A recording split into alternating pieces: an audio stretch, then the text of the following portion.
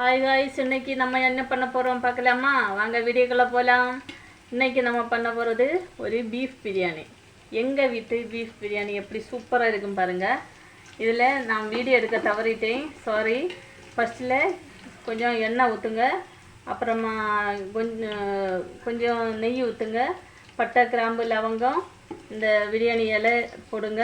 அதுக்கப்புறம் நான் ஸ்பெஷலாக ஒன்று யூஸ் பண்ணியிருக்கேன். அது என்னன்னா, அதில் இஞ்சி, பூண்டு, பச்சை மிளகாய், சின்ன வெங்காயம் இது இவ்வளோ கொஞ்சம் கொஞ்சமாக எடுத்து அதை சதைச்சி போட்டு வதக்கியிருக்கேன். 3 ஏலக்காயெல்லாம் போட்டுவிடுங்க. தாளிக்கிறதுக்கு அதுக்கெல்லாம் நீங்கள் எல்லோரும் போடுறது மாதிரி தான், பட் நான் டிஃப்ரெண்ட்டாக போட்டிருக்கிறது இந்த இஞ்சி, பூண்டு, பச்சை மிளகாய், சின்ன வெங்காயம் இவ்வளோ வதக்கி நல்ல கோல்டன் ப்ரௌன் கலரில் வரணும் பாருங்கள். நல்லா வதக்குங்க. நல்லா வதங்கினதுக்கு அப்புறமா நம்ம இப்போ வெங்காயம் போட போகிறோம். நல்ல கோல்டன் ப்ரௌன் ஆயிடுச்சு. இப்போ நம்ம வெங்காயம் போட போகிறோம், நீட்டாக கட் பண்ணி. நான் இன்றைக்கி 1 கிலோ 1.25 கிலோ அரிசி, 1.25 கிலோ பீஃப் எடுத்திருக்கேன். அதுக்கு ஏற்றதான வெங்காயம் தான் இது.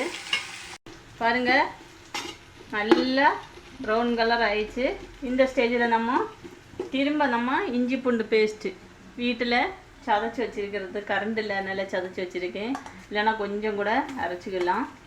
இந்த அளவு நிறைய இஞ்சி பூண்டு பேஸ்ட் நம்ம சேர்த்தா நமக்கு அந்த என்னது ரைத்தா எல்லாம் தேவை கிடையாது.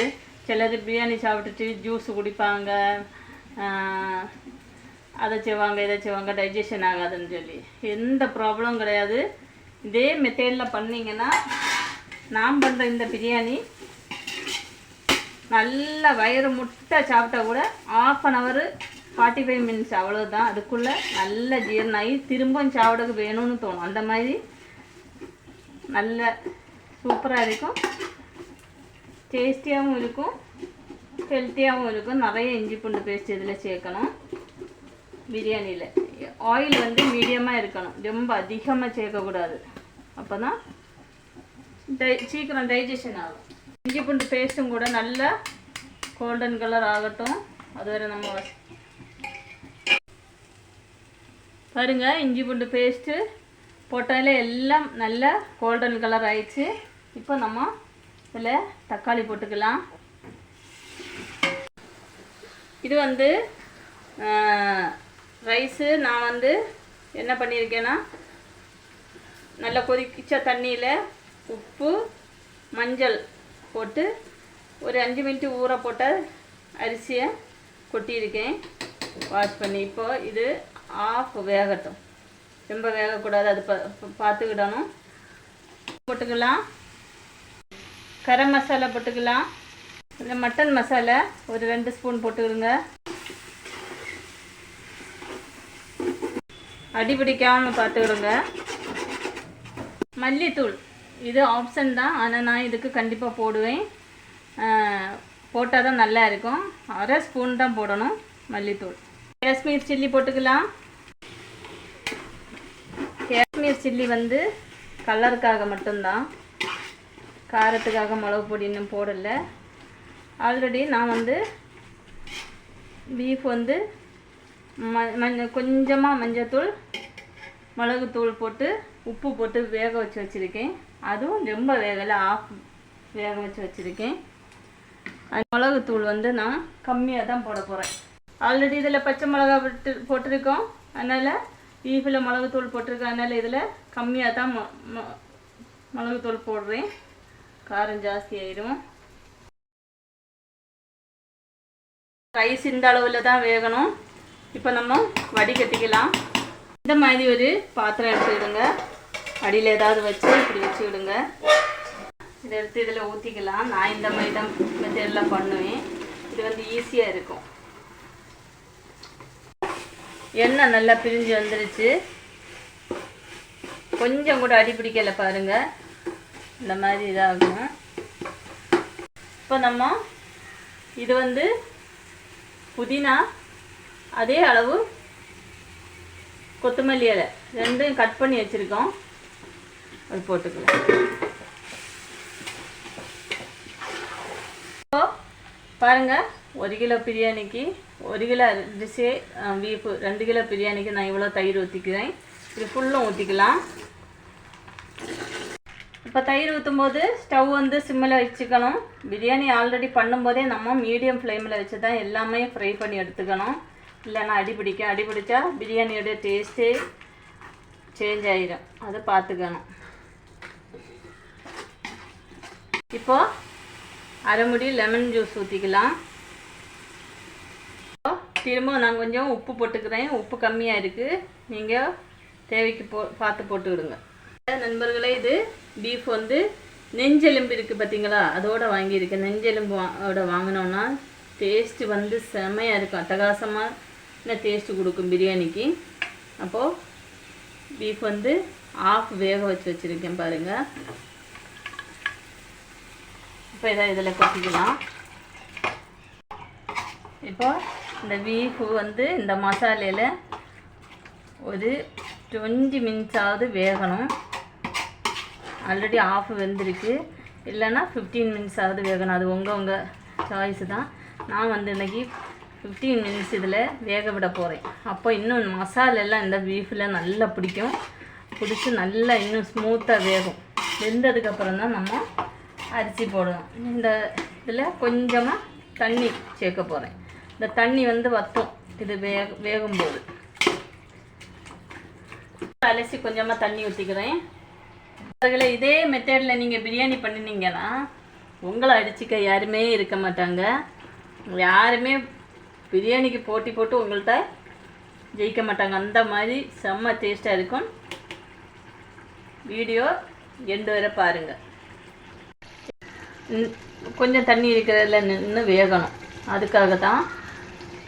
அப்படி வேகும்போது தான் டேஸ்ட்டு கொடுக்கும். அரிசிலையும் எல்லாத்துலேயும் அந்த மசாலா பிடிச்சி நல்லா இருக்கும். இப்போ இந்த அரிசியெல்லாம் கொட்டி கொடுக்கலாம். நீங்கள் பிரியாணி பண்ணுனா பிகினர்ஸ் கூட சூப்பராக சொதப்பாமல் பண்ணி எடுத்துக்கலாம். மற்றபடி பண்ணலாம். அது நான் வந்து இது வந்து என்ன பண்ணுறது, ஊர்லனா நமக்கு அடுப்பில் வச்சு விறகு அடுப்பில் வச்சு பண்ணோன்னா நமக்கு மேலே வந்து கனல் எல்லாம் போட்டு சூப்பராக பண்ணி எடுக்கலாம். அப்போது அது இன்னொரு மெத்தடில் நம்ம பண்ணுவோம். இது வந்து அந்த மாதிரி இது பண்ண முடியாது. அதனால தான் இந்த மெத்தடில் பண்ணுறேன். அரிசி வந்து கொஞ்சம் வேக வச்சு எடுத்து பண்ணுறது. மெதுவாக கிளறி கொடுங்க. அதிகமாக போட்டு தாறுமாறாக கிளறினீங்கன்னா பிரியாணி நல்லா அரிசியெல்லாம் நல்லா உடஞ்சி போய் பிரியாணியும் தாறுமாறாக ஆயிடும் நண்பர்களே. அதனால் மெதுவாக கிளறி கொடுத்துடுங்க. வந்து சிம்மில் வச்சுக்கிடுங்க. சிம்மில் வச்சு தான் இது பண்ணணும். இப்போ நம்ம இதை தம் கட்டலாம்.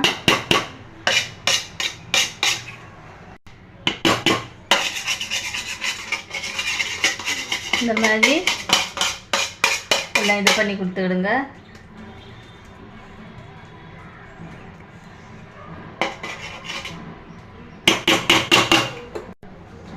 இப்போ இது மேலே நான் நெய் ஊற்றி கொடுக்கேன்.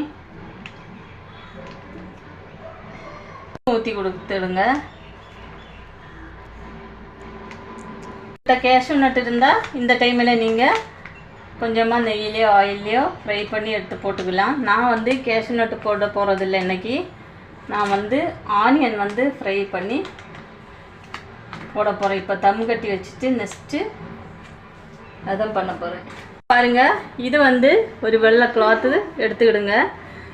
நான் வந்து இது பிரியாணிக்கு மட்டும் யூஸ் பண்ணுறதுக்காக வாங்கி கட் பண்ணி வச்சுருக்கேன். இதை வந்து இப்படி மூடி கொடுக்கலாம். வெயிட் வைக்கணும்னு அவசியம் கிடையாது. வெயிட் வைக்கிறவங்க வைக்கலாம். வெயிட் வச்சா இன்னும் நல்லா இருக்கும். தம் கொடுக்க போகிறது இது குழிப்பணியார சட்டி தான். நல்ல வெயிட்டான இது. இதை வந்து ஹீட் பண்ணி இதில் தான் தம் கொடுக்க போகிறேன். இது வந்து ஸ்டவ் ஆன் பண்ணி கொடுக்கலாம். இது கொஞ்சம் நல்ல ஹீட் ஆகட்டும். இது வந்து நல்ல ஹீட் ஆயிடுச்சு. இப்போ இதை தூக்கினா இது மேலே வைக்க போகிறோம். வச்சுட்டு ஸ்டவ்வை வந்து சிம்மில் வைக்க போகிறேன். இதுதான் வெயிட். இங்கே பாருங்க நண்பர்களே, இதை வந்து வெயிட்டுக்கு போட்டுக்கிறேன். அவ்வளோதான், அப்படியே இருக்கட்டும். அப்படியே ஒரு 10 நிமிஷம் அப்படியே இருக்கட்டும், திறக்க வேண்டாம். இப்போ ஒரு வாணலியில் எண்ணெய் ஊற்றியிருக்கேன். எண்ணெய் வந்து நல்லா சூடாகட்டும். ஆனியன் ஃப்ரை பண்ணி எடுக்கிறதுக்காக ஆனியன் வந்து நீட்டாக கட் பண்ணிவிட்டு நைஸாக கட் பண்ணிவிடுங்க. எவ்வளோ நைஸாக கட் பண்ண முடியுமோ அவ்வளோ நைஸாக பாருங்கள். இந்த மாதிரி கட் பண்ணிவிட்டு அதை இந்த மாதிரி கையால் வந்து நல்லா பிசைஞ்சு விட்டிங்கன்னா உதிரி உதிரியாக வரும். அப்போ நமக்கு ஃப்ரை ஆகிறதுக்கு சீக்கிரமாக விற்க முடியும். அதுக்காக தான். இப்போது ஆயில் சூடாகிடுச்சு, இதில் போட்டுக்கலாம். இப்போது ஆனியன் வந்து நல்லா ஃப்ரை ஆயிடுச்சு.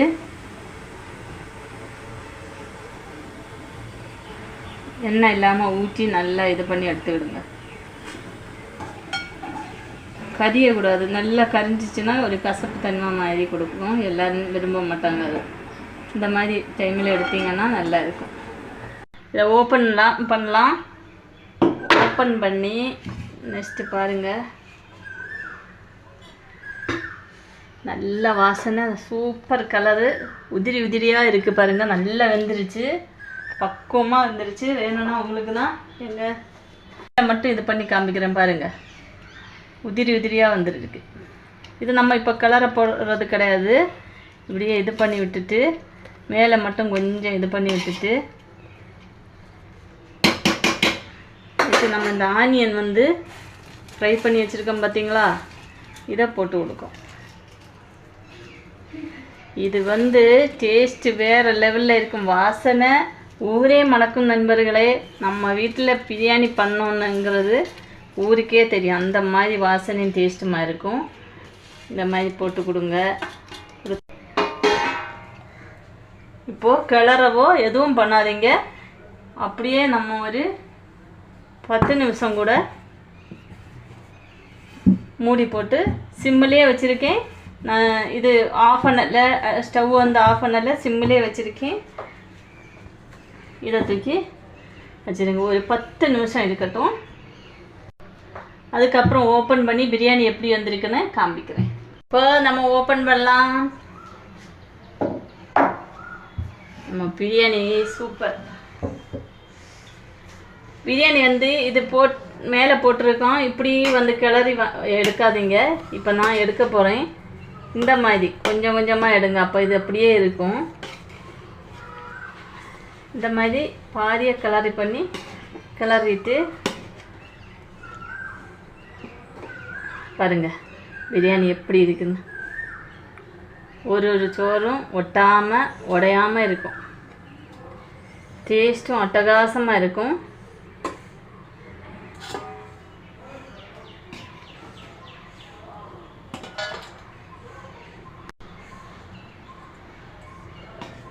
பீஸ் வந்து பீஃப் பிரியாணி பண்ணும்போது ரொம்ப பெருசாக கட் பண்ணாதீங்க. மீடியமான இதில் பீஸை கட் பண்ணி எடுத்தால் நமக்கு மசாலா உள்ளே இறங்கும், நல்லா இருக்கும் டேஸ்ட்டும். நண்பர்களே பாருங்கள், பிரியாணி சூப்பர் பிரியாணி இருக்குது பாருங்கள். பிடிச்சிருந்தால் லைக் பண்ணுங்கள், ஷேர் பண்ணுங்கள், கமெண்ட் பண்ணுங்கள், மறக்காமல் சப்ஸ்கிரைப் பண்ணி சப்போர்ட் பண்ணுங்கள்.